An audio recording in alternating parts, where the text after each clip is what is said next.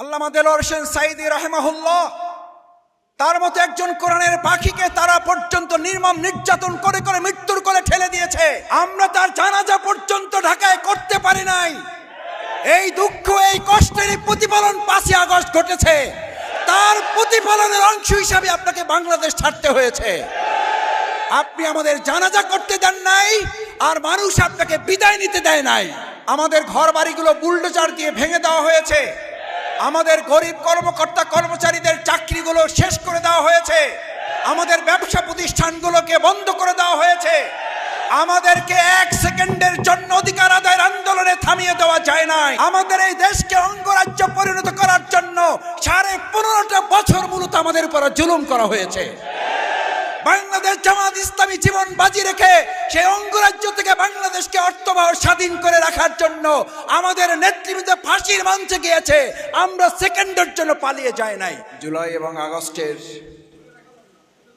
5 তারিখ পরবর্তী সময় পর্যন্ত ষড়যন্ত্র প্রতিরোধে শুধু বাংলাদেশ নয়, গোটা পৃথিবীতে যারা সোনার অক্ষরে নিজেদের নাম লিখিয়েছে, ইতিহাস তৈরি করেছে, আমাদের সেই সকল তরুণ যুবক ছাত্র সমাজের প্রতিনিধিত্বকারী ছাত্র শিক্ষার্থী বন্ধুরা, আজকের সমাজে উপস্থিত আমাদের সম্মানিত সুধী মণ্ডলী ভাই এবং বন্ধুগণ, মহান আল্লাহর দরবারে শুকরিয়া আদায় করছি যে আল্লাহ তাআলা আমাদের অসংখ্য শহীদের রক্তের বিনিময়ে বিশেষ করে বাংলাদেশের এই ঢাকার রাজধানীর বুকে 2টি গুরুত্বপূর্ণ অঞ্চলের সবচেয়ে বেশি জালিমের জুলুম এবং তাদের বুলেট আমাদের বুককে ঝাঁঝরা করেছে, শহীদ হয়েছে, আহত পঙ্গুত্ব বরণ করেছে। তার মধ্যে যে অঞ্চলটি গোটা বাংলাদেশ নয় পৃথিবীতে পরিচিতি পেয়েছে, সেই অঞ্চল হচ্ছে যাত্রাবাড়ি, কদমতলী, শনির আখড়া এই অঞ্চল। আমরা এই অঞ্চলের সম্মানিত সুধী মণ্ডলী ছাত্র জনতাকে আজকে বিশেষভাবে আন্তরিক ধন্যবাদ, অভিনন্দন, কৃতজ্ঞতা জানাই। দেশের গুরুত্বপূর্ণ এই সড়ককে জুলুম এবং স্বৈরাচারের বিরুদ্ধে সমস্ত বন্দুকের নল এবং রক্তচক্ষুকে উপেক্ষা করে আপনারা বন্দুকের সামনে বুক পেতে দিয়ে যেভাবে এই জালিমের পতন নিশ্চিত করার জন্য ভূমিকা রেখেছেন, বাংলাদেশ জামাত ইসলামের পক্ষ থেকে আপনাদের আন্তরিক স্যালুট এবং ধন্যবাদ, কৃতজ্ঞতা জানাচ্ছি। আল্লাহ তাআলা আপনাদের এই সমস্ত কোরবানিকে কবুল করুন। আমাদের শহীদ যারা হয়েছেন তাদের প্রত্যেককে আল্লাহ তাআলা জান্নাতুল ফেরদাউসের উচ্চ মর্যাদা দান করুন। এখনো যারা পঙ্গু বরণ করে, এখনো যারা চোখ হারিয়ে, পা হারিয়ে, হাত হারিয়ে জীবনের একদম সন্ধিক্ষণে অত্যন্ত মারাত্মক আহত অবস্থায় চিকিৎসাধীন আছেন হসপিটালগুলোতে, বাসা বাড়িতে, আমরা তাদের জন্য প্রাণ ভরে দোয়া করি। আল্লাহ, এই স্বাধীনতা যোদ্ধা, বীর যোদ্ধাদেরকে আপনি মেহেরবানি করে আপনার গায়েবী মদত দিয়ে, দয়া, অনুগ্রহ, নিরাপত্তার চাদর দিয়ে কামিলায় শিফায় কামিলা আজিলা দান করে তাদের পরিবারের কাছে ফিরে আসার তৌফিক আপনি দান করেন। সম্মানিত ভাইয়েরা, আজকে যেই স্বস্তির নিঃশ্বাস নিয়ে আমরা এখানে বসেছি, 5 তারিখ দুপুর পর্যন্ত আমরা এটা কেউ কল্পনাও করতে পারিনি যে আল্লাহ তাআলা তার নিজস্ব পরিকল্পনায় এই চূড়ান্ত বিজয় কিংবা সফলতা আমাদেরকে দিয়েছেন, যে জালিমের হাত থেকে, যে স্বৈরাচারের হাত থেকে, যে জগদ্দল পাথর থেকে আমাদেরকে হেফাজত করেছেন। আমরা আমাদের অন্তরের অন্তঃস্থল থেকে আর একবার হৃদয়ের সমস্ত আবেগ উজাড় করে সিজদা অবনত চিত্তে মস্তক অবনত করে ওই আল্লাহর প্রতি শুকরিয়া আদায় করি। আমরা সকলে বলি আলহামদুলিল্লাহ।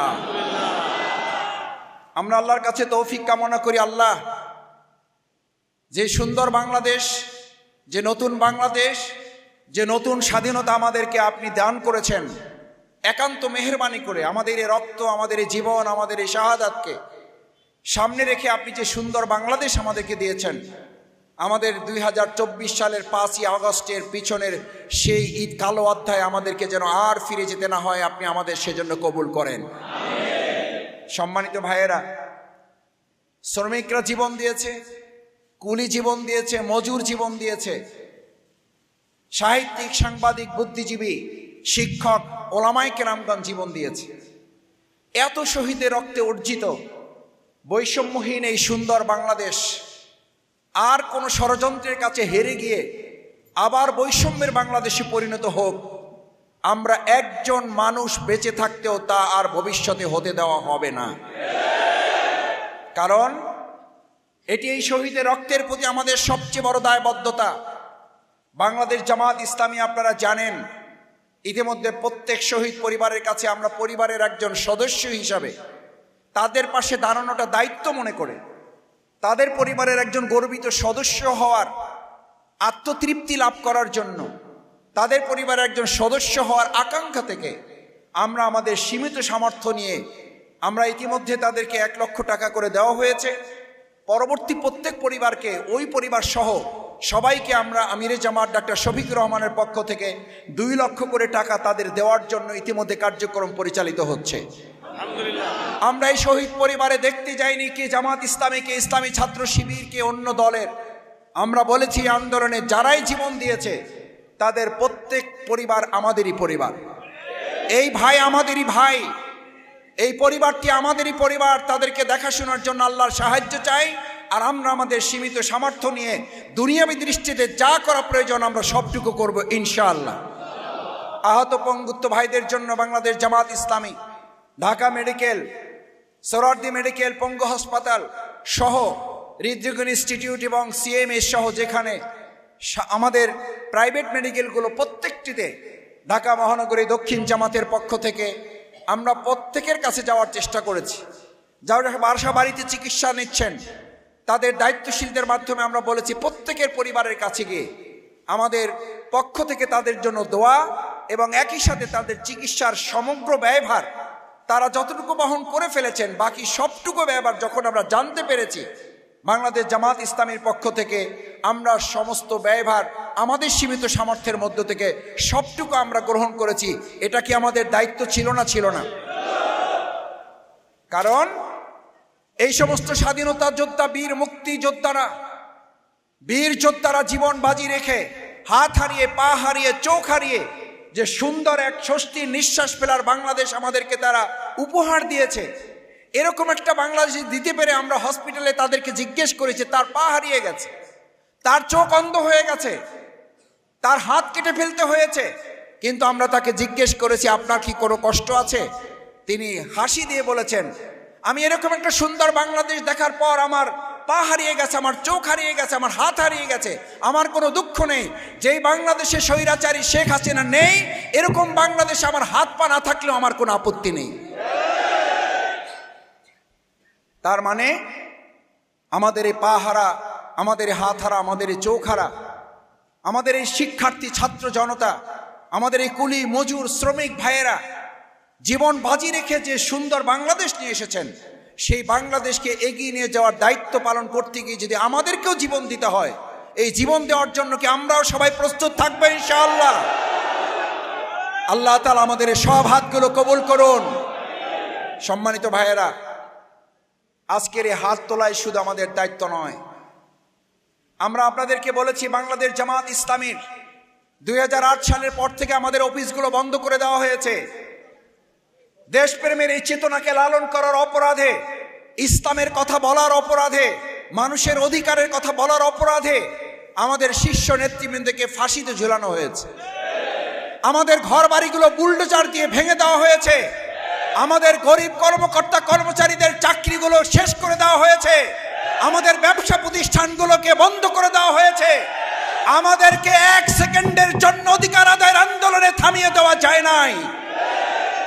ভবিষ্যতেও আমাদেরকে মনে রাখতে হবে যে বা যারাই এই বৈষম্যহীন বাংলাদেশ গড়ার ক্ষেত্রে এদেশের জনগণ যে কাজ করবে, বাংলাদেশ জামাত ইসলামী, ইসলামী ছাত্র শিবির তাদেরকে পাশে রেখে তাদের সাথে থেকে আমরা সেই আন্দোলন সামনের দিকেও চালিয়ে যাব। কারণ এরকম একটি বাংলাদেশ গড়ার পিছনে যদি আবার নতুন করে কেউ চক্রান্ত করে, নতুন করে কেউ চাঁদাবাজির চিন্তা করে, নতুন করে কেউ টাকা পাচারের চিন্তা করে, নতুন করে ব্যবসা প্রতিষ্ঠানে কেউ হামলা করে, নতুন করে মানুষকে আবার যদি মজলুম বানানোর চেষ্টা করে, আমরা আবার সেই জীবন বাজি রাখার সিদ্ধান্ত নিয়ে অঞ্চলে আমরা ভূমিকা পালন করব। কেন?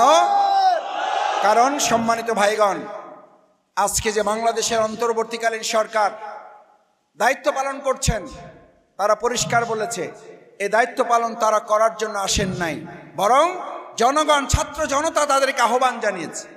সুতরাং মানুষের ভোটের এবং ভাদের অধিকার আদায়ের জন্য যৌক্তিক একটা সময় নিয়ে আমরা আশা করি অপেক্ষাকৃত যৌক্তিক একটা সময়ের মধ্যে জনগণের ভোটের অধিকার নিশ্চিত করার পরিবেশ তৈরি করেই জনগণের নির্বাচনের একটা পরিবেশের মাধ্যমে নির্বাচিত সরকারের কাছে তারা ক্ষমতা হস্তান্তর করবেন।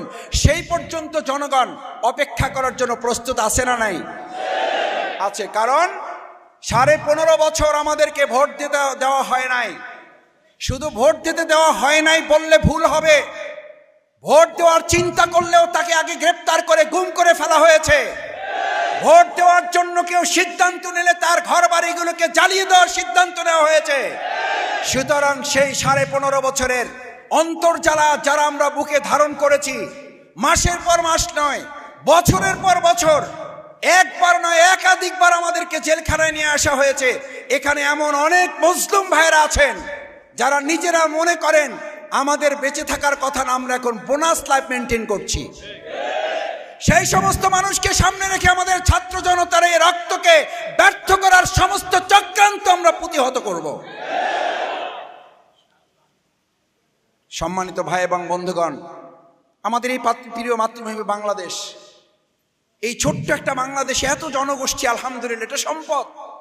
এখানে হিন্দু, এখানে মুসলিম, এখানে বৌদ্ধ, এখানে খ্রিস্টান, এখানে বুদ্ধিজীবী, এখানে লেখক, সাহিত্যিক, সাংবাদিক, ওলামায়ে কেরাম, কুলে মোটে মজুর, কৃষক, শ্রমিক জনতা, সকলের অধিকার নিশ্চিত করে আমরা একজন মর্যাদাবান সম্মানিত নাগরিক হিসেবে বসবাস করার জন্য বাংলাদেশের মালিকানা এক ব্যক্তির, এক পরিবারের কাছে এতদিন জিম্মি হয়ে পড়েছিল। আজ বাংলাদেশ জামাত ইসলামী কথা দায়িত্বহীন কণ্ঠে বলতে চায়, 18 কোটি মানুষের কাছে এই বাংলাদেশের মালিকানা আমরা হস্তান্তর করতে চাই। কোন একজন ব্যক্তি, কোন একটা পরিবার, কোন একটা দলের কাছে আর এই বাংলাদেশকে আমরা জিম্মি করতে দেব না। কারণ আমাদের এই সংবিধানে পরিষ্কার উল্লেখ করা আছে, পরিবারতান্ত্রিক বাংলাদেশ না গণতান্ত্রিক? গণপ্রজাতন্ত্র না পরিবার প্রজাতন্ত্র? গণপ্রজাতন্ত্র না দল প্রজাতন্ত্র? সুতরাং আমাদের সংবিধানের যারা বারবার সংবিধানের কথা বলেন, সংবিধানকে যারা শ্রদ্ধা করেন, সম্মান করেন, আমরা তাদেরকে সংবিধান এবং ইসলামের দৃষ্টিকোণ সামনে রেখে আহ্বান জানাতে চাই, আমরা নতুন করে আবার কোনো ব্যক্তি, আবার কোনো পরিবার, আবার কোনো দলের কাছে আমাদের এই দেশের মানুষকে জিম্মি করতে চাই না। কারণ মানুষের জিম্মি দশা থেকে মুক্তির জন্যই, ওই বৈষম্য থেকে বেরিয়ে এসে প্রত্যেকের অধিকার নিশ্চিত করার জন্যই আমাদের ছাত্র জনতা জীবন বাজি রেখে এই ভূমিকা পালন করেছে। সেই ভূমিকার ধারাবাহিকতা রক্ষা করার জন্য আমাদেরকে 3টি কাজের সিদ্ধান্ত আজকে এখানে গ্রহণ করতে হবে। সম্মানিত ভাই এবং বন্ধুগণ, প্রথম কথা হচ্ছে, আজকে বাংলাদেশের সবচেয়ে বড় সংকট সততা, দক্ষতা এবং দেশপ্রেমের। বাংলাদেশ জামাত ইসলামী সততার পরীক্ষায় 2001 থেকে 2006 সাল পর্যন্ত সরকার পরিচালনা করেছে। আপনাদের ভালো মনে থাকার কথা, আমাদের জাত শত্রু বলে যারা পরিচয় পান, তারাও চ্যালেঞ্জ করে আমাদের 2 জন মন্ত্রীর বিরুদ্ধে 1 টাকার দুর্নীতি তারা প্রমাণ করতে পারে নাই। তার মানে সততার দৃষ্টিতে জামাত ইসলামী মানুষের কাছে প্রমাণিত।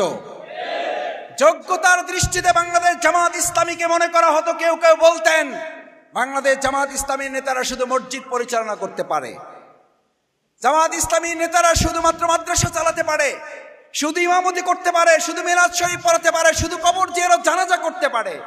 কিন্তু বাংলাদেশ জামাত ইসলামীর তৈরি করা জনশক্তি সংসদ সদস্য হতে পারে, মন্ত্রণালয় পরিচালনা করতে পারে এবং সেটাকে মডেল করতে পারে। এই দক্ষতার প্রমাণ বাংলাদেশ জামাত ইসলামী দেশবাসীর কাছে রাখতে সক্ষম হয়েছে। আলহামদুলিল্লাহ, আলহামদুলিল্লাহ, আলহামদুলিল্লাহ। আল্লাহ আমাদের গর্ব অহংকার মাফ করুন। আল্লাহর একান্ত দয়া। আজকে বাংলাদেশের সবচেয়ে বড় সংকট সততা কিছুটা থাকলেও, যোগ্যতা কিছুটা থাকলেও আজ বিশ্বাস করা কঠিন কে এই দেশপ্রেমিক আর কে দেশদ্রোহী।